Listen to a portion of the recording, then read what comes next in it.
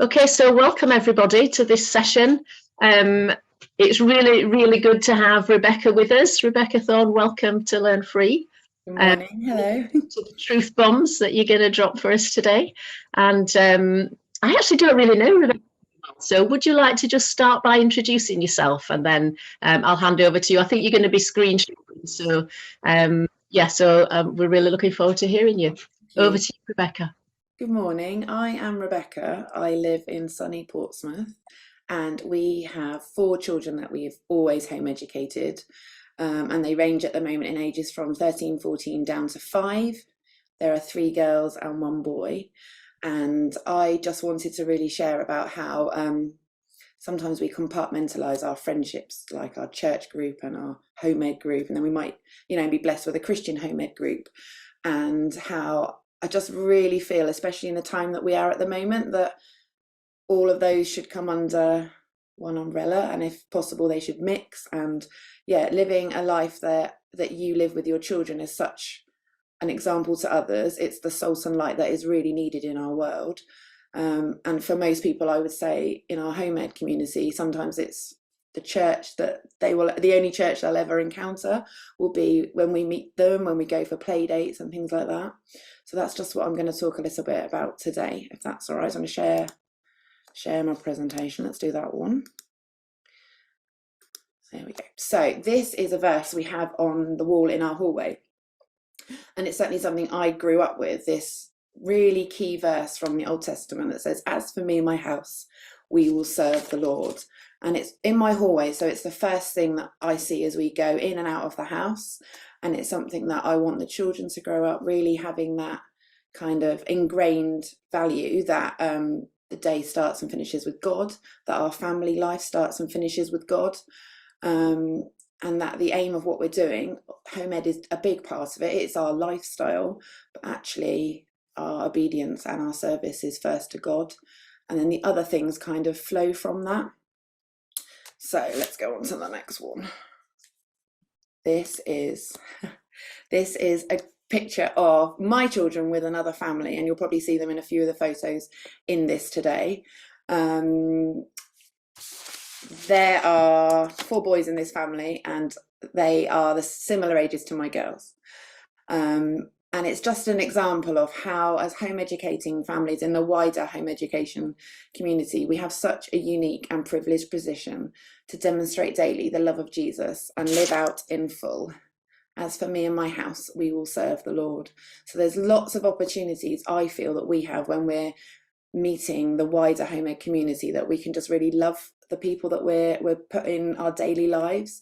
Because I think sometimes we think there's church and there's mission and there's home ed, and actually there's a real big blurring of boundaries that I've certainly found, having been in the home education community in Portsmouth for the years I've been in, that this is my friendship with these people is really fundamental to them getting to know Jesus.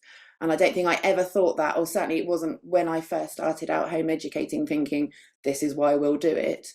But it's certainly been both a challenge and then a perk and a benefit of being with these group of people. There are obviously very diverse family groups within the home educating community, as there are parenting styles, as there are education philosophies. And so it's not always easy, it's not always comfortable, but I really feel like the verse from Esther, for such a time as this, we're called to be with these people and love them, and and share community and life with them. And the lady in this picture is very aware that she's being shared in this talk today. But certainly this lady, I would say, Bryony, this other mum in this photo, has been one of those benefits to my home education journey that I don't think I'd ever would have foreseen. Our children got to know one another. Me and Bryony were pregnant with our children at the same time, and going to very muddy fields and doing all sorts of crazy home ed activities, and we formed obviously quite a close bond. And it's an adult friendship that I don't think I'd ever kind of thought about when I was doing home educating. I was thinking my children and their education and their life, but actually God blesses us with families around us to support us and walk with us. And Bryony isn't a Christian at the moment, but actually, this family and others like it are those that walk alongside us, that hold my hand through the times that are sometimes challenging, or give me patience for the teenage years, which I definitely am finding a harder walk than I'd imagined. And it's about, there's a lot in Acts, isn't there, about how they had everything in common and they shared everything together. And that's really important with our church family or our Christian friends. But actually, that homemade lifestyle that is all year round gives us that perfect opportunity to also do that with people that perhaps don't have any faith, that, you know, are still exploring their faith. And it's like, I would just have really had to learn to not kind of box in who I'm going to be friends with, because my children haven't, and so I shouldn't either. So the next slide is just explaining the themes I'm going to look at today. So there's 5 main things that I want to focus on: about loving people, about accepting them, about faith. There's lots in the Bible, obviously, about faith without deeds is just, it's not what God wants. So sometimes we have all the faith, you know, we're very spiritual on a Sunday, but then when we come to it in the week, we're not ready to share our lives or our family, or, you know, to blur the boundaries between what is our family group and our homemade group. And I've felt really challenged in the last few years to blur that boundary and just kind of have an open door policy.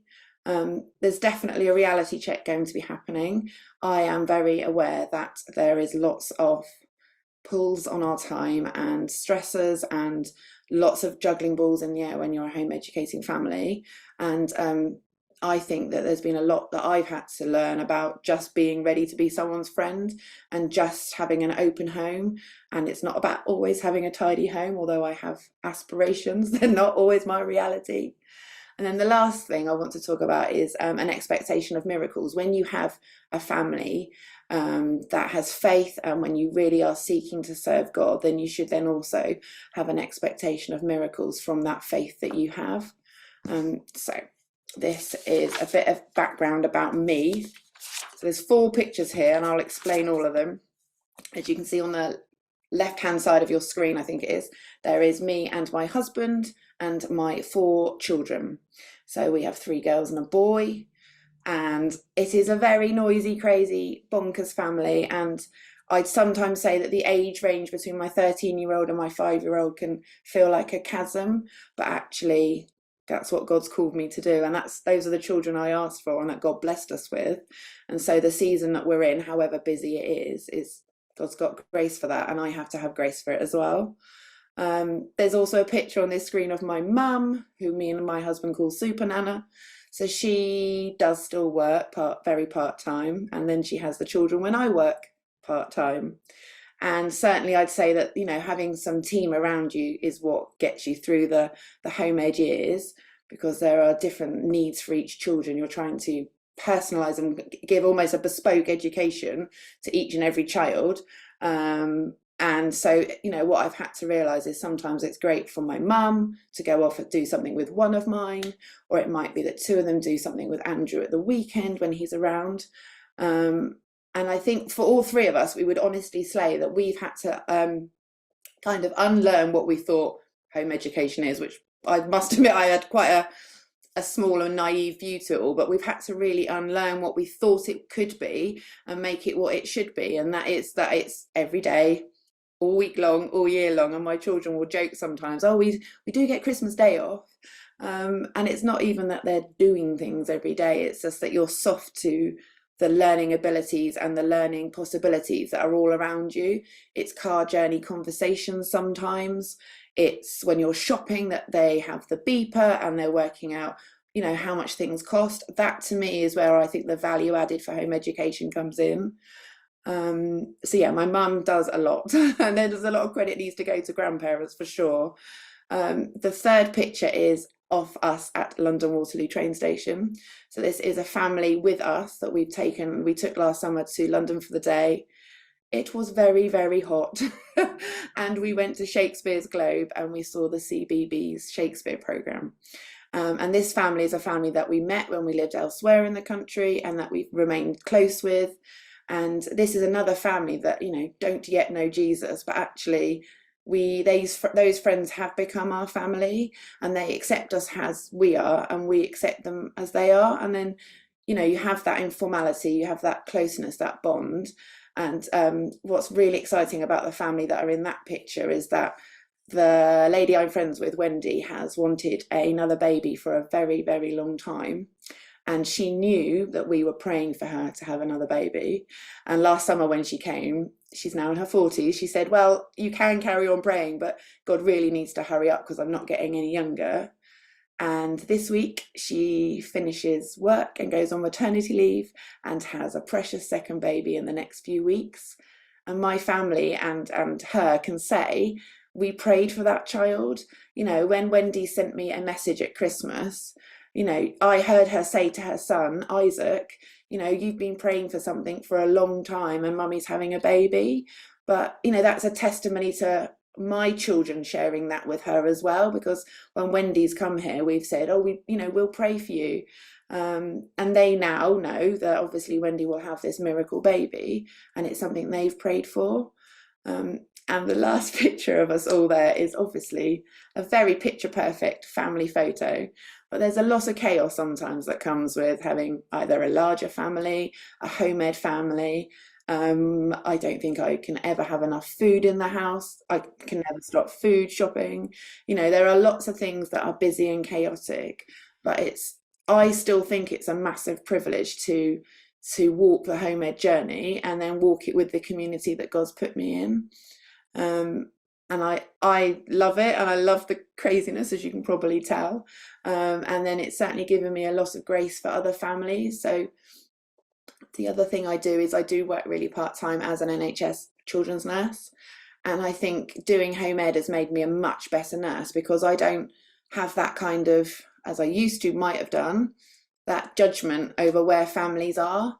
And the different ways they might be doing things. And it's made me much more keen to come alongside rather than top down talk to people.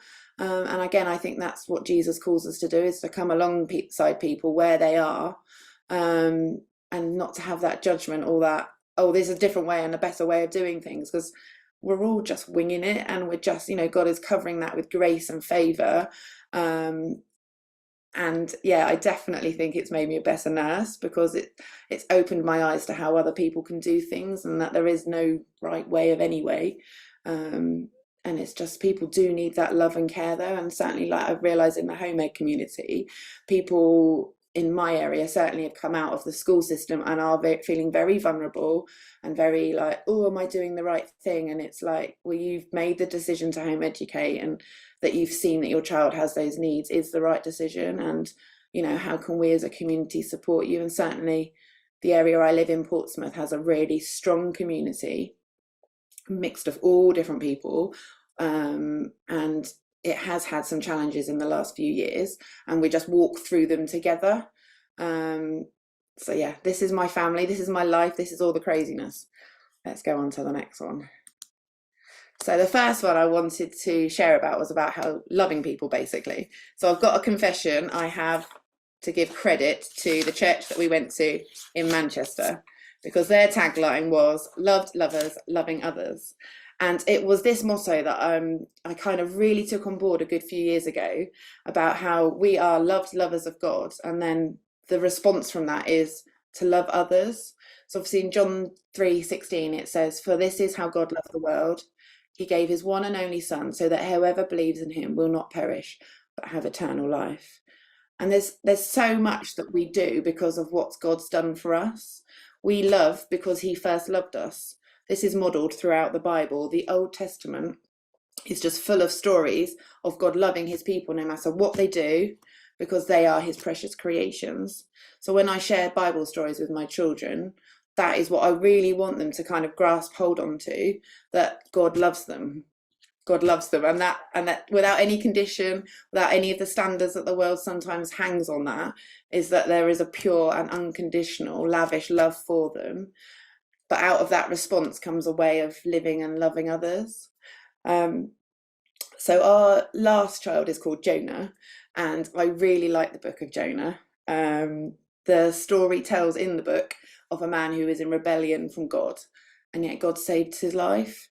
And one of the things that I certainly take from that is that no matter what direction I'm going in, whether that is with and for God and really on fire and life's amazing, or it might be that I'm really struggling, or I might be really struggling so much as I don't want to hear God, the love for him, the love that he has for me is not dependent on those things. It's not dependent on my circumstances, and it's certainly not depending on how I feel or what's going on in the world. It's a pure and unconditional love that is always there. And certainly, like when I'm trying to love those around me, it's loving them in that way. So you love them and you love them and you keep loving them. And sometimes that's really easy, and other times it isn't. But that's what we're called to do, is that love one another as God has loved us. So the next, oh, I know what I was going to say. So one thing I did think when I was praying and thinking about this talk was about this topic of God loving us, is that there are some really good songs that I find really helpful to kind of really embrace and have God's love wash over me. So I've done that as like a document that's on the Learn Free conference facts page. Basically, it's a download, and then I've put like YouTube links to the videos.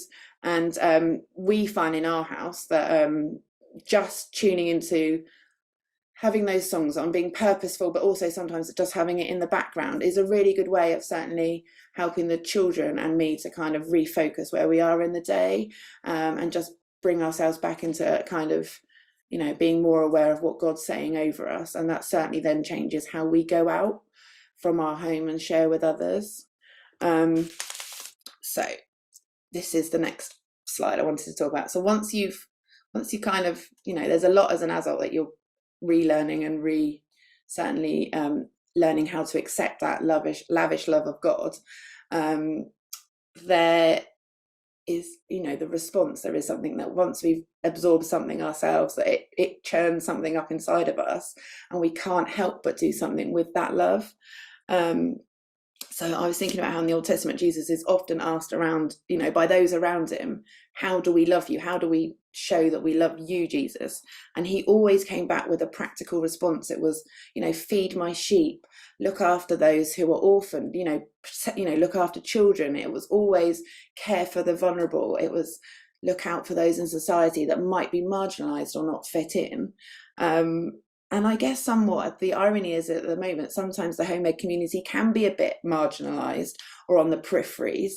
And actually, you know, people then, when they are on the outside, they feel a bit defensive or a bit worried and frustrated. And when we're loving them, then that really changes the atmosphere. And like, I feel like when we're in the park, the conversations with our home ed friends, you know, I live in an area that the you know, has been quite challenging for lots of the families. And I've had to really like not just slate the people that I know aren't doing a great job in power, but actually just saying to people like, here are some practical ways to deal with the challenges you're facing, and just coming alongside them and saying, what can we do to support you? And I must admit, the admin team from Portsmouth Community are really good at this. They are really good at giving really practical advice. But yeah, I wanted to talk about acceptance. So Jesus obviously met lots of people that weren't accepted in society. Either they were physically on the outskirts of society, or they were obviously culturally not accepted or looked down upon. So that includes women, that includes people with all sorts of medical conditions. And I think, you know, him meeting those people was really counterculture for a Jewish man to touch, to embrace, to include those outsiders. And then the challenge is obviously for us is that we do that with our home ed lives, because we are out and about every day. So there's people my children encounter that obviously if they were in mainstream schooling, they just wouldn't.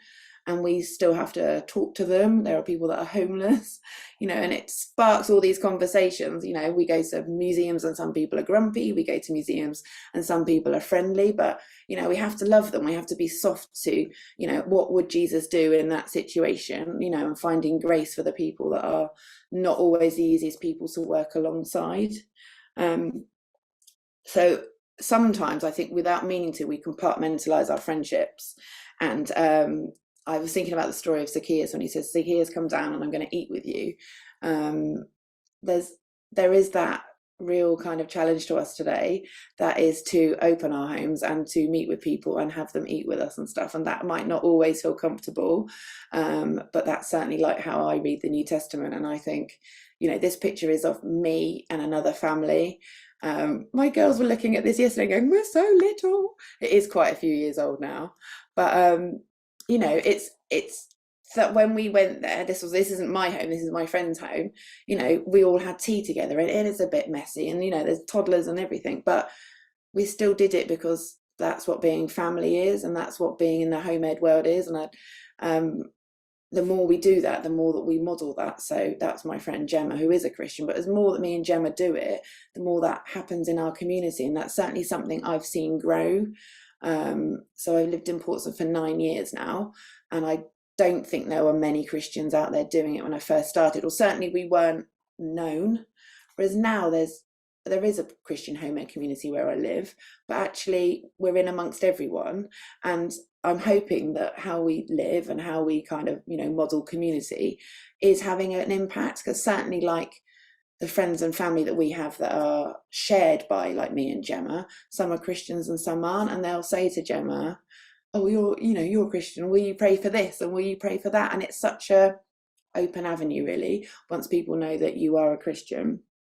And they often know it's a safe place to be able to be vulnerable and to share themselves. So there is definitely having a lot of acceptance for where people are, because there's times when we've had people over and I'm like, oh, their kids are really noisy or they're really hard work, but actually, you know, you kind of have to give and take a little bit. I'm sure when my kids go places, they're equally as noisy and interesting. So yeah, a lot about acceptance both ways.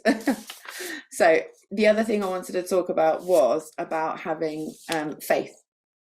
So I've got this really good verse from Matthew, and obviously there were lots of times when the people around Jesus tried to test him and said, you know, what is the greatest commandment in the law? And Jesus replied, love the Lord your God with all your heart and all your soul and all your mind. That's the first and greatest commandment. And the second is like this: love your neighbour as yourself. All the law and the prophets hang on these two commandments. And in this picture is obviously me and my family, and the guy in the middle is Abood, and that is his new wife, Sarah. We host students in our house, and interestingly, the majority of them we have had stay in our home have been Muslims. And I must admit, sometimes there are Christians around us that say, oh, you have these people in your home, and how does that work? And is that the right thing? But Jesus said you have to love everyone as you love him. And so we have these people in our home and they become our family, because if we don't love them and have them in our home and show them what Jesus is, then they're not going to know. Certainly the students we've had from Saudi, they're not going to ever know Jesus, because that's a prohibited religion in their country. But we really try to live as what we're telling our children. We're telling our children, you need to love everyone and you need to accept them. And we then couldn't then outwork it and not have certain people in our home. And that it has come, you know, with big conversations that we have between us and the students, and the children ask them about their religion and ours. But actually I'm retrospectively really glad that we felt that we were able to do that, because this gentleman in the photo actually stayed with us 6 years ago, and he calls me his English mum. And when he got married, he said, when I get married, I'm going to come to London for my honeymoon, and I want my wife to meet my English family. And, you know, that is what God's called us to do, isn't it? That, you know, he stayed in our home for 3 or 4 months in amongst the chaos and somehow loved it. You know, and we've stayed in touch over the years, and then now he's come back to see us. And, you know, you don't know where the seeds are that you're sowing, where they're going to grow or what they're going to be. All we're called to do is love people and just keep doing that, you know, having them in your home, whether you have them to stay or not, but whether you just have them in. And that's all we're called to do, is to start that process, love them as Jesus did. And Jesus is going to cover it and do the rest of the work that is needed. So this is a reality check. Sometimes I think we're worried about having people like literally into our homes or into our lives, and they're going to see all the mess, and they're going to, when we be vulnerable, they're going to know our failings and our, you know, Achilles heel with certain things. We have tons of energy and enthusiasm for one area and not a lot of patience for another area. But that is not kind of what Jesus wants. He just wants us as we are. And if he wants me as I am, then, and I have to accept that, then I kind of have to do it for other people as well, because that's what he modeled in the New Testament. He just met people on the street as they were, I don't know whether their homes were tidy or not, but he went and ate in them and he met them, and that they were willing just to share their lives with him was all that he asked of them, and then all he asked of us. So the top picture, I don't know if you can see, there is a lot of Christmas chaos in that top picture. So that is our dining room. There is my family. There are 2 extra boys. Those are my godsons. And at the back there in the photo is also an Italian student we had come to stay with us called Carlotta. Now, I think I looked at this last night. We are decorating gingerbread there, but there is also a lot of debris on the table. Who knows what's behind me in the photo on the floor? There is probably washing everywhere.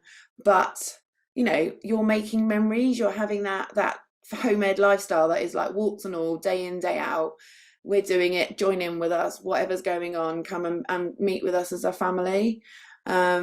And what they want is just your time and your availability, don't they? Both kids and the friends that I have in the home ed world, you know, actually us opening up our homes and meeting people where they're at. That's a massive, that speaks a lot to people, more than I think I'd even realised when I was younger.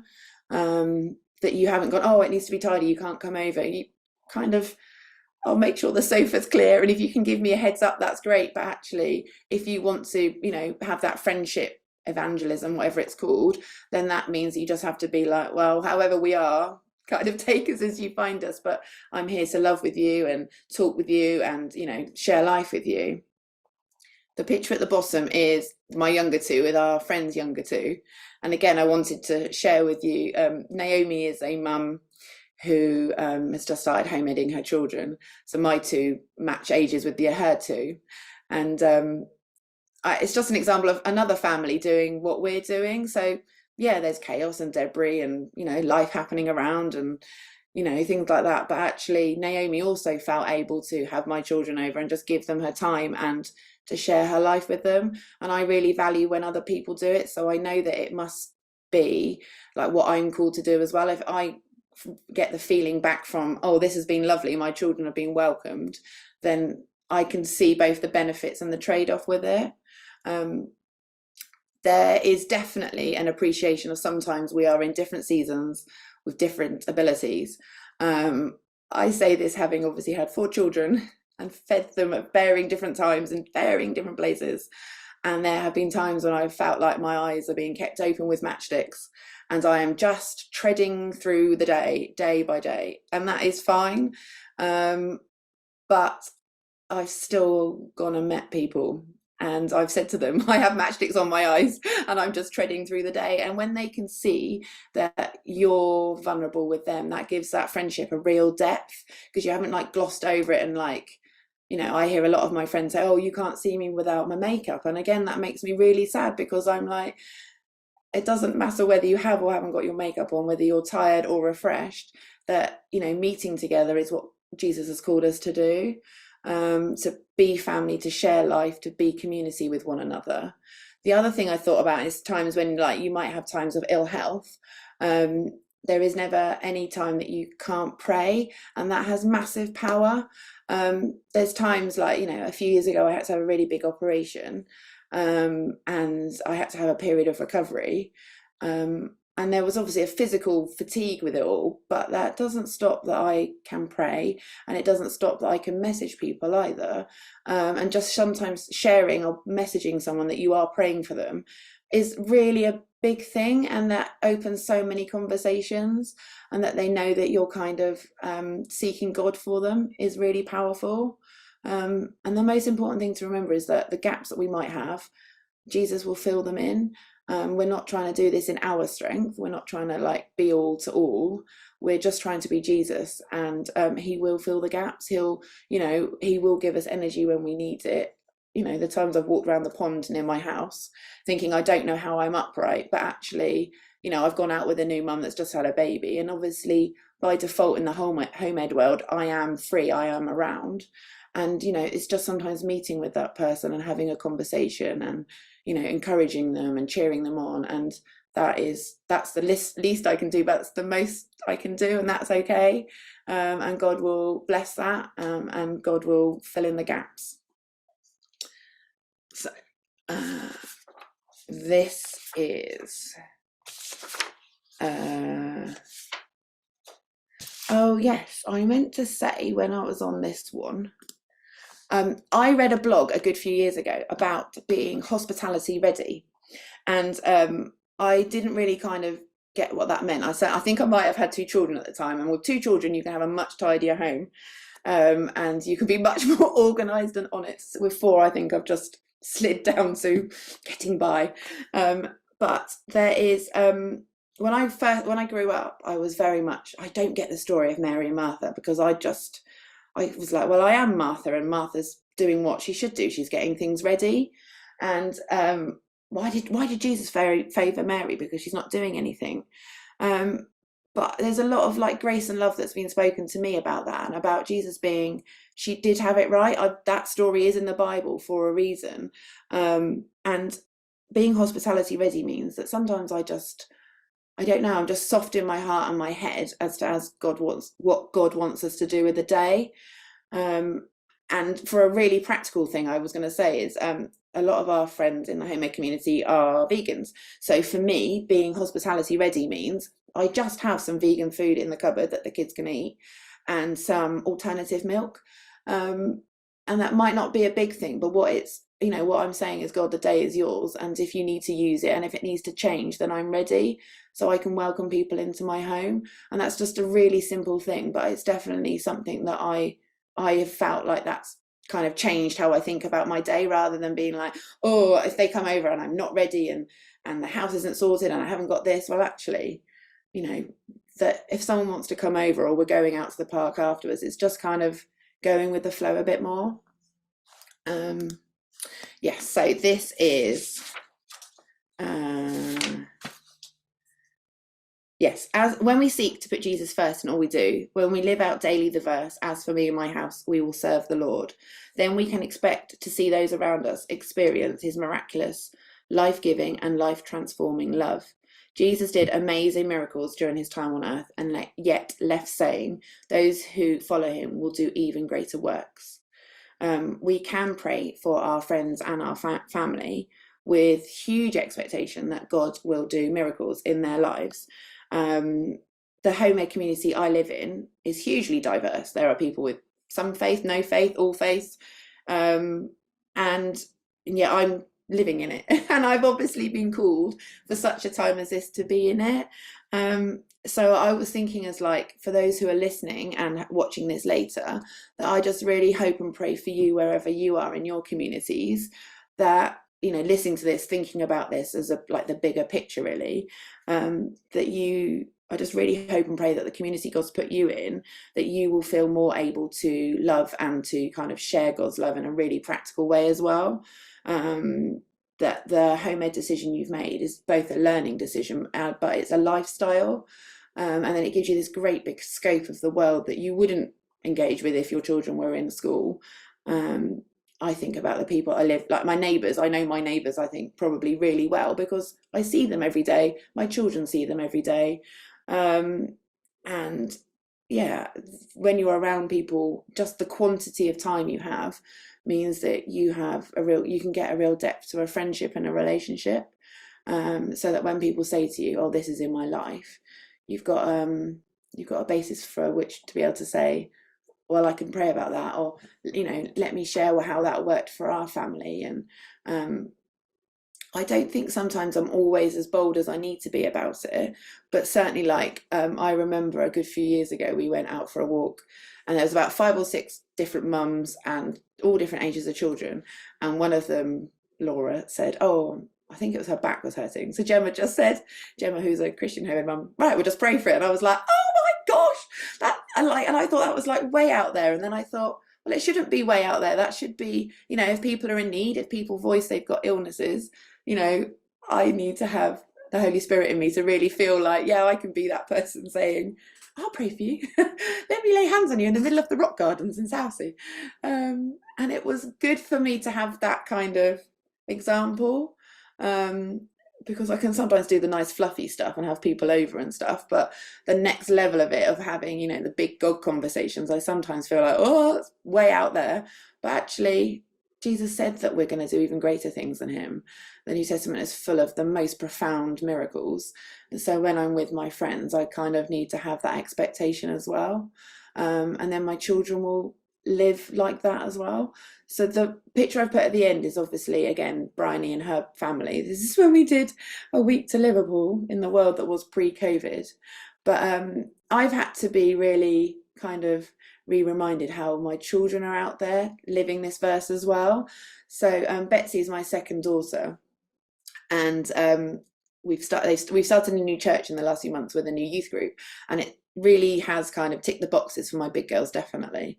And Betsy's just invited Etty, who is the same age as her, the little boy next to her in the picture. So there's Betsy in the pink coat, Etty next to her. Betsy likes her youth group, so she invites Etty. Etty's been coming almost as long as Betsy has. We've only been in the church since January. And that's been really good for me to think, yeah, we are living this lifestyle. We are, trying to serve God in all that we're doing, and our children are doing it as well. And only like in February was the youth weekend away. And again, she went, Etty can come to that. So Etty came to the youth weekend away.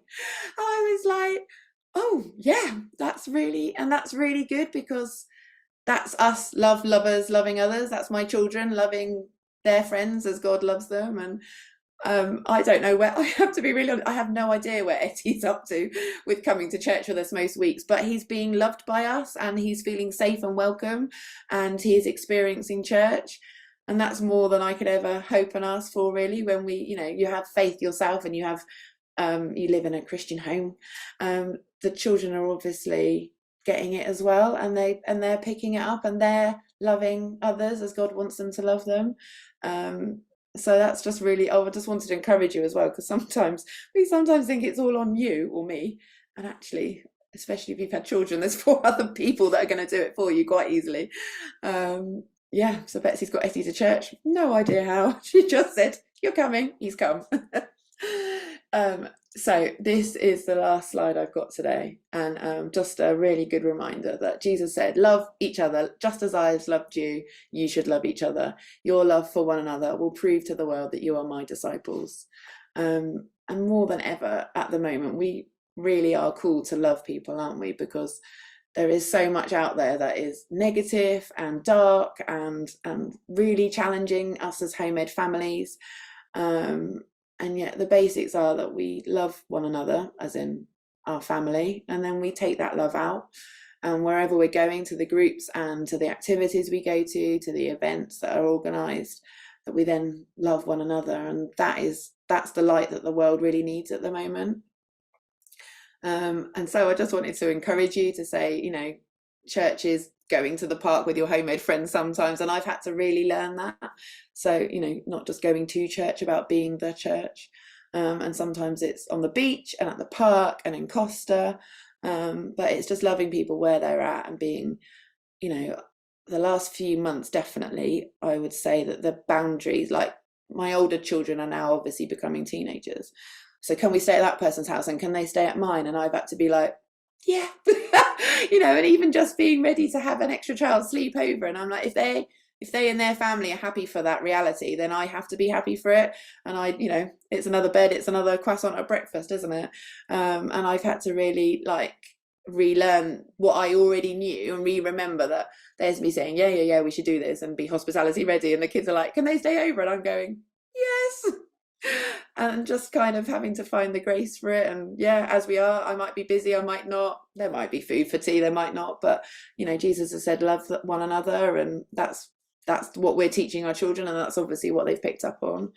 And that homemade world is so much bigger, wider than we ever imagine, and it's what God's called us to kind of love others in. What was I going to say? There's one last thing I was going to say. Oh yeah, that was it. So it's the greatest privilege to be part of the homemade world, and in amongst all the day-to-day busyness, it's sometimes worth reminding ourselves of that bigger picture, that we are not only shepherding our little flock, our own children, but we're also part of a bigger flock, the amazing homemade community. We need to have a life of love and grace, and that's all that Jesus asks for us, for that community we've been put in. So yeah, that's what I wanted to say today. Thank you. I'm going to go to the chat. Let me see if there's anything I need to. Do you want to just take your sheen square off and then we can? Let me figure out how I do that. Stop share. There we go. Questions. That's brilliant. So let's just add a spotlight. Okay, so we did have a question early on. I think it's when you were talking about the things that you put on the website as your downloads. I think Joanna was asking, is there one title that you could just share? You said that you had songs, worship songs that you actually... So let me find, I've got it here. There was a song that I listened to years and years ago, and I think we had the group come and sing at church as well. So the second of the two links is called Love God, Love People. And I think one of the lines in it was, I'd wear out my shoes, I'd run for the gospel, I'd run for you. And again, I've had a lot of challenges and encouragement to just keep going that extra mile, because there is, so many people are either insular or certainly worried about, I don't have enough time or money. Well, I don't think we ever have enough time or money, but that's not what Jesus has called of us to do. It's just giving the little that we have and bringing it to him, and he will do the rest. The second title, certainly Love God, Love People, was I've played it a lot and really just tried to listen to the words. And we do have worship on in the house quite a lot. We've had it and our students have asked us about it. So certainly if you're a Muslim student, you have not experienced Christian worship. And that again has prompted all sorts of conversations, but it's giving that atmosphere, isn't it? That home environment that has God in it, around it. And it's not, that it's almost like the fragrance and the atmosphere of Jesus in your home. It's really challenging, actually, Rebecca. I think, obviously we all have different experiences, don't we? Our experience, certainly for 15 out of the 20 years that we've been home editing, was that we were very on our own. We didn't have a lot of people around of any kind of faith or no faith. We just didn't know anybody. We didn't have family near. So it really was quite different in that we were quite insular. And I think even now it's a challenge to me, because it's like, how much are we getting out? And I know that we have done various activities as the boys have got older, but there is always that challenge that the Lord puts there, that there's some activities we've done not because we particularly wanted to do them, but because we've felt that there's a family there or there's a lady there that the Lord's challenging us to just befriend and just to be there a little bit and get to know them. And I think there's always that element, isn't there, that it's not just about you. No. And I think linked into that, I think it's also about the Lord expands your heart capacity somehow as well, because he's got a big heart for people. He's got a heart for more than just your family, hasn't he? And I think there's that kind of, that thing that God wants to expand us, doesn't he? And he wants the love to overflow. It's not just we fill ourselves up, but he gives in an abundance, and it's about that overflowing, isn't it, to those that are around as well. So brilliant. I just love all that you've said there, and just the way. And the other thing that I love is the way that your house isn't perfect. I think that puts a lot of people off, and I know I've struggled with that over the years, because we've always kind of invited people over, and we've got 6 boys, for goodness sake, and one girl who's untidier than all the boys put together as well. But just to not let that, people don't come and look at that, and I know I've had 1 or 2 people say, well, it's just like coming into a home, it's not, and there's something very special about being able to see beyond your clutter and just say, well, look, this is us, this is what it's like, but you're welcome anyway. There's something very real and really helpful, I think, about that it's not about having a show home. And I think it makes people more likely to be vulnerable and to share themselves with you, because certainly I remember going to a family at Easter. We texted them that we were coming over, and Craig, the husband, said to me, I'm still doing the DIY, and I said, that's fine. We just stepped over the DIY and went in the garden, and I thought, because that's what family is, isn't it? It accepts you how you are, where you're up to. I said, do you want Andrew to help you? He said, no, it's fine, I'll be finished in a minute. But actually meeting with those people, meeting, it was Good Friday, and I remember saying to the girls, there's something on in the evening at church, but we're going to Craig and Becky's for dinner, and actually that might be the church they get that this weekend. And so when Craig was like, I'm not ready, I was like, doesn't matter, it's fine. And it means that you know, they know that they're loved and accepted no matter what. Because I think the world's really hard at the moment about how you are, how you look, you know, what you've got. Whereas actually, Jesus doesn't really care about all the outside stuff. Isn't it? It's about time for people. Yeah. Okay, has anybody else got anything that they want to say or share? Leil or Joanna, if you want to say anything or ask anything or make any comments, then feel free. Perhaps I'll take the spotlights off and then we can see everybody, can't we? Ooh. I guess my challenge, I'm very much a yes person, so a lot of the times if people come or activities, anyway, I've sort of had to say no, but I mean, just because I'm free, but in a sense, my husband, who's a little bit more concerned that we should be doing something, I'm a bit like, oh well, they'll learn, you know, and they do, they learn. Is this balancing this is time when we save time to me be present to you kids and see what you're learning, what you need help with, rather than life happens each and every day, because it does happen. So I was thinking, you know, it's lovely that you're around and you walk with this friend who's just had a baby. Yeah. Also, it's lovely that you have your mum to give you some time. Yeah. I don't have that. Anyway. Yeah. But yeah, I really like the way you sort of think outside the box.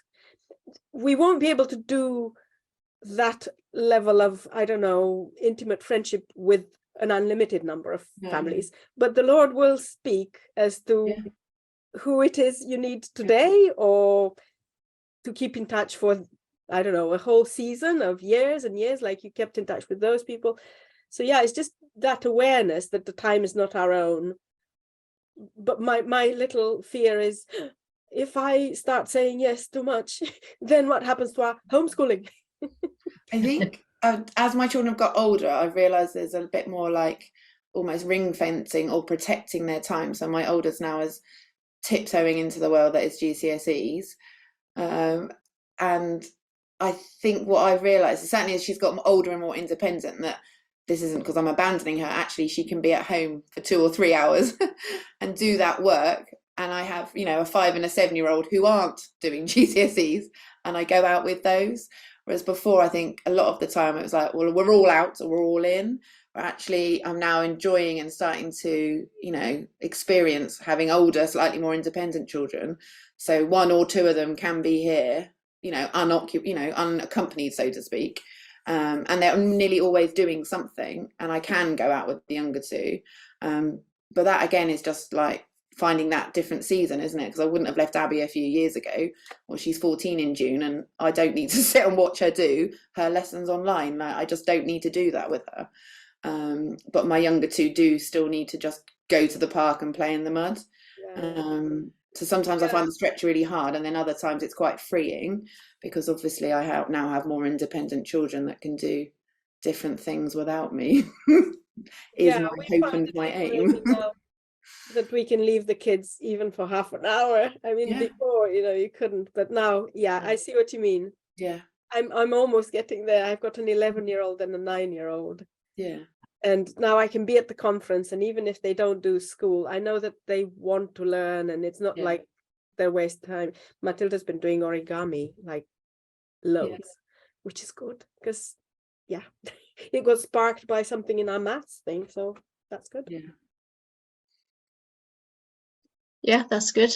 I think seasons, there's a definite thing about seasons. I mean, we're in exam season at the moment, I think till next week.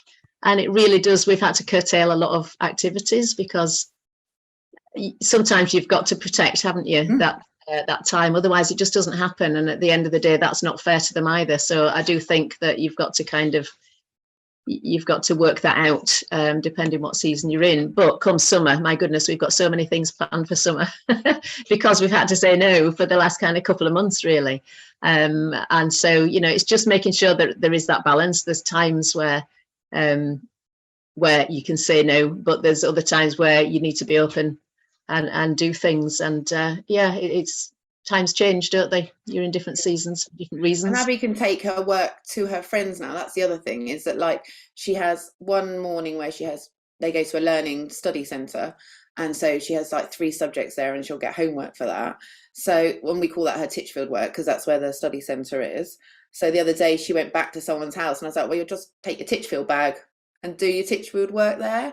And you know, if you've got other homemade families that are doing life with you, they'll help you with that. They're not going to go, well, Abby can't do her work. They will go, oh, well, Abby can sit here. And I think that's the other thing, is that you've got other families who want to educate their children as well. And you're in that community, aren't you? So they will help, you know, even they're going to facilitate, even if it's just, here's a table quietly for Abby for an hour, or here's the Wi-Fi code so you can do something on your iPad.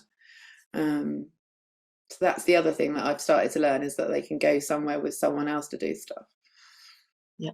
I think also saying yes doesn't necessarily mean yes, drop everything and do it right now. You know, sometimes it is saying yes, but let's schedule it for a time, you know, rather than thinking of it as a yes or no situation. Because it is about, you know, seasons and timings and all that. And the other thing, I have a friend that always used to say, well, I'm sure he does still say it. He says, just love the person in front of you. You know, because sometimes it can feel, with so many needs out there, it can feel a bit overwhelming when you have all these people coming to you, or, you know, you get stretched. And sometimes it's good to just slow down and go, just love the person in front of you. So, you know, do what needs to be done in the moment. The person that you're with, whether it's somebody from outside your family, and equally somebody in your family.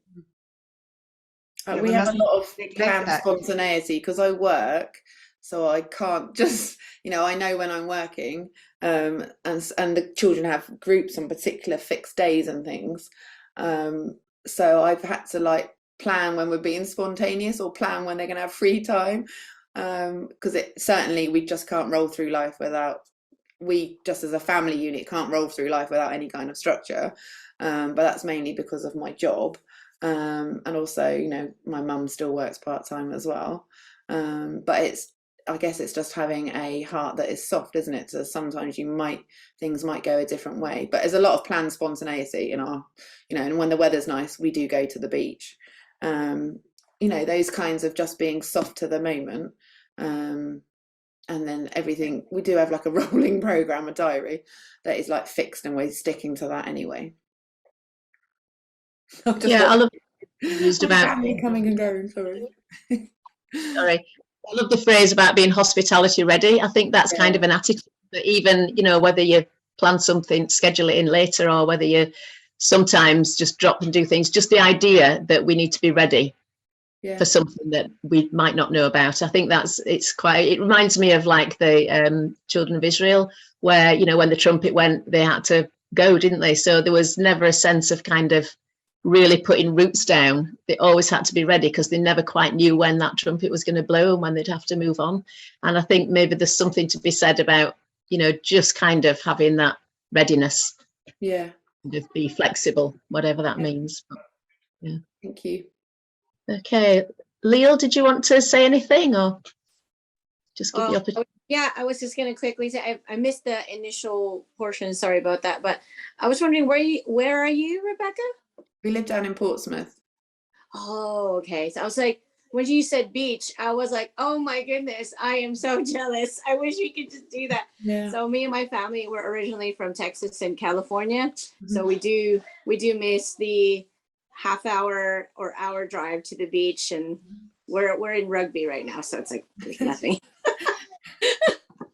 But anyways, I think for us, we're still kind of new to our community here, because we moved in the area around the pandemic season, and then the homemade community here, I'm not quite in touch with them. I do have a bit of like a social media anxiety that I don't like to get into too much social media. So I think that's partly my challenge. Whereas in the past I was so into it, but I've kind of pulled away slightly.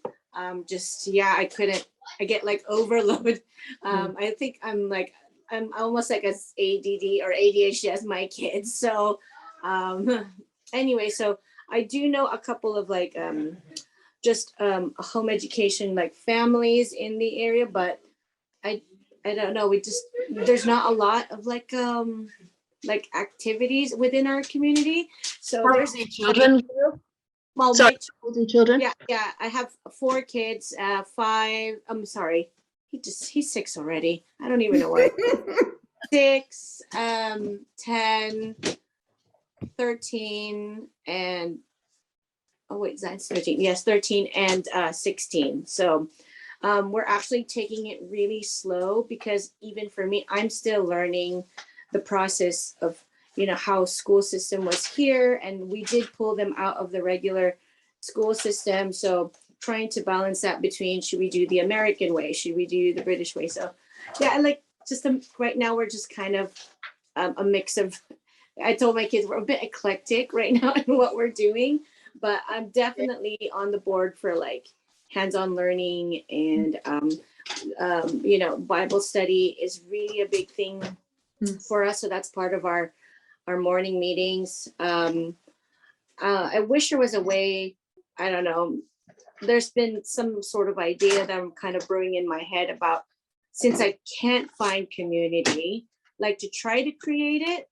And I might have to dip my finger a bit more into social media for that, but with boundaries. I think because partly I'm like, I don't want, because when I'm in it, like you get so involved in everything and everyone.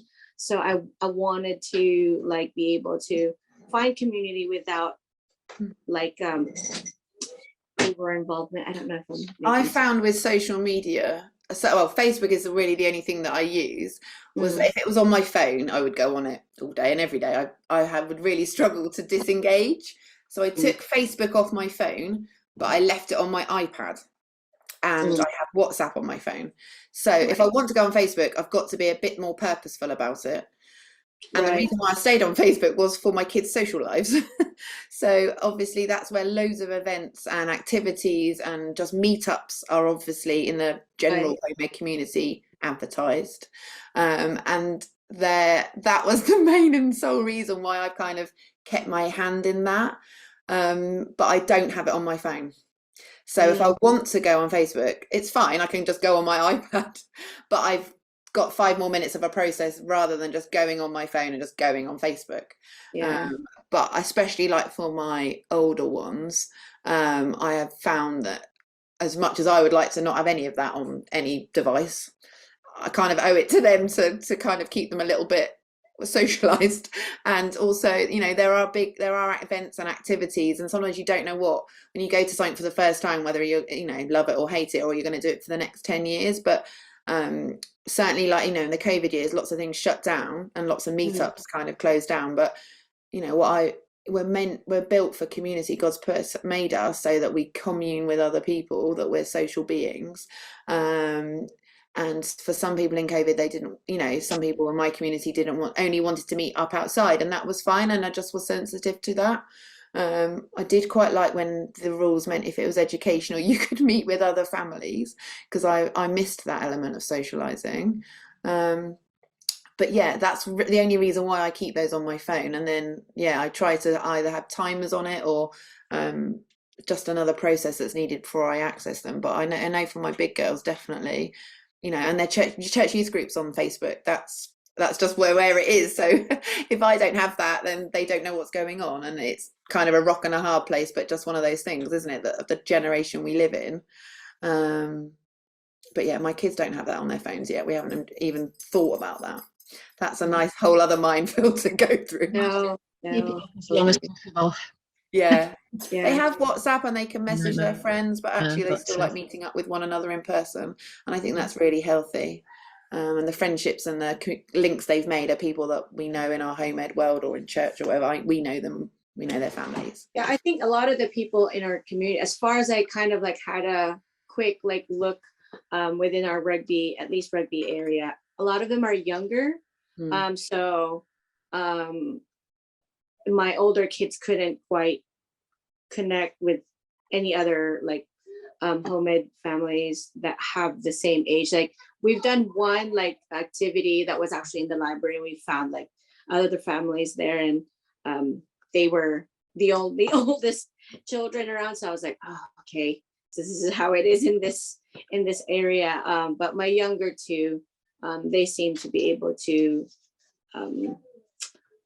what do you call this? Be able to probably connect with other kids when we do the activities and stuff. But yeah, I could see like what you're saying about trying to the social aspect where they get it right now is through church. So we're blessed enough that we were able to find a church in our area that has a great youth ministry, so that they do go to their life groups, which is part of their, but a lot of the kids there obviously are in regular school. We're the only home educating family in our community. So that part, there's a bit of that like oddness, like you kind of feel like, yeah, just a bit different. Not only we're partly American Asian, but also we're a home ed community. Let's throw that in the mix of things. So but anyways, yeah, we're just we're still finding our way on what fits, but hopefully, you know, in the future, I don't know, maybe might be something for our kids to be able to find like other home educating families in our How area. far are you from York? Pardon me? My geography is bad. I wonder how far from York. We're in the Midlands. Far. Let's just say that. Yeah. Pretty far, but I would love to visit you guys at some point. That'd be nice. Yeah, we don't mind that. So, but anyways, yeah, that's kind of. There's a family from South Africa who moved to the UK during the pandemic, and they found it quite hard. And they have a 14-year-old. And again, it's easy to find friends for the younger ones, but the teens, you know, and they have a great church.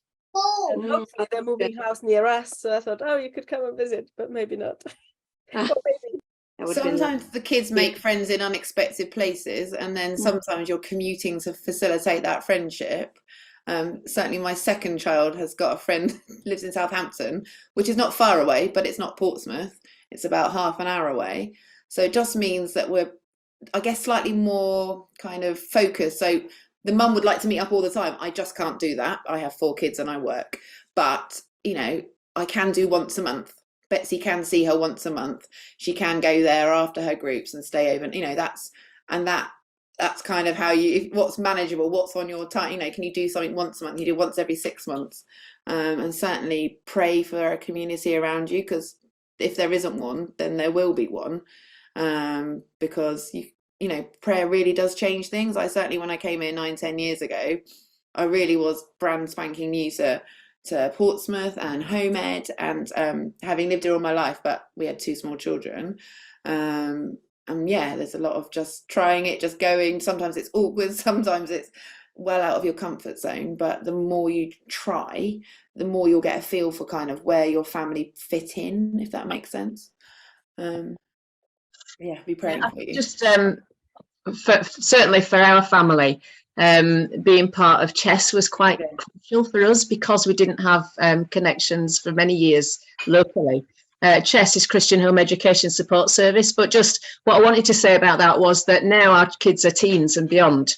There's quite a lot of gatherings that they get to know about. So there's a 15+ weekend that happens in Sidcup, which is miles away from us, but our kids go because that's, you know, they've met so many kind of teens, and there's some really precious friendships that have grown out of that. We all met through the holiday that Chess facilitates in September. So there are other ways of linking in, and certainly for teens, that is there's a vibrant kind of teen scene, if you will. There was a worship weekend that our older ones went on, that again, it's all sprung out of these friendships where they've come through Chess, they've come through the holiday, and they've maintained those friendships into the 20s and beyond. We've got so many weddings coming up now, because obviously those 20-year-olds are now getting married, and but it is just, it's lovely because they're always going all over the country to stay with families. So I just want to encourage you that the contacts are there. You know, just like Rebekah was saying, take it to the Lord and pray and ask. If you want to know any more about that, then, you know, obviously feel free to ask me, to message me on Facebook or whatever. But there are things there, so don't give up hope. And I think for teens, it is key that they do have believers as well as kind of non-Christian friends. So it really can be a key time. And, you know, we had the same, you know, a lot of the families, they were all older when we had little kids, and then now it's kind of, we're the older ones and they're all little. So it's kind of, you know, you do go through different stages, but there's always people around. It's just, you know, keep praying and asking and connecting with people. And I'm sure you'll find that the Lord will answer, maybe in unexpected ways. But yeah, so be encouraged. It will be there. Yeah. Thank you guys. Really appreciate that. Okay. Okay, well, shall we stop the recording there? And thank you.